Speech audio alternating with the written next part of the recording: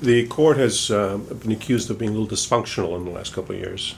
You've said that you could help stabilize the court. What qualities do you bring, and what do you see that needs to be done to do that? Yeah, I quibble with the use of the word little. I think a little dysfunctional. A little dysfunctional. I think the court is very dysfunctional. And it's not just my opinion, it's opinion shared by many observers of the court, both locally and nationally. The court has gotten itself into a system or a situation where, to use the words of Justice Gableman, it's gotten into a cycle of hostility, recrimination, and ill will, tit for tat, grudges being held. And in that situation, where the court can't seem to get itself functioning properly again, I think it's essential to start breaking through that impasse by changing the personalities.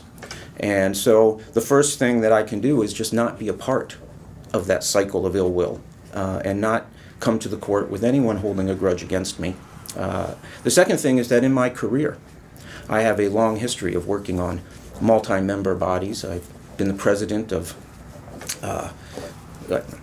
2 boards of directors of nonprofits. I've served on the board of trustees of Catholic Charities. I've been the president of the Academic Senate at Marquette University. So I have a long history of serving on multi-member bodies, and I understand, first of all, that it's very important not to personalize policy disagreements, not to question the motives of someone that you disagree with, and secondly, to build consensus and be willing to compromise.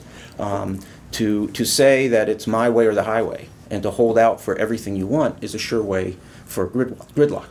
But some of that dysfunction has been attributed to pretty vicious campaigns, political campaigns for this court in the last couple cycles.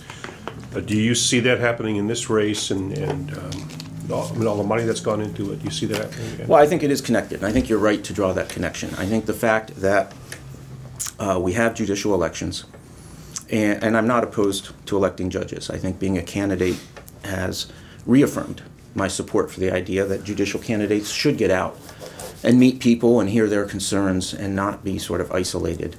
But because we have judicial elections, there is the opportunity for outside independent groups who have their own agenda to spend a great deal of money and to influence the election. And that does contribute to the feelings of hostility among the court, and I think it contributes to some of the inability of the justices to trust each other and to be able to compromise without fear that, you know, giving in on a particular issue won't be used against them by some outside group in the future. So I think trying to limit these campaign contributions to the best we're able will contribute to getting the court functioning again.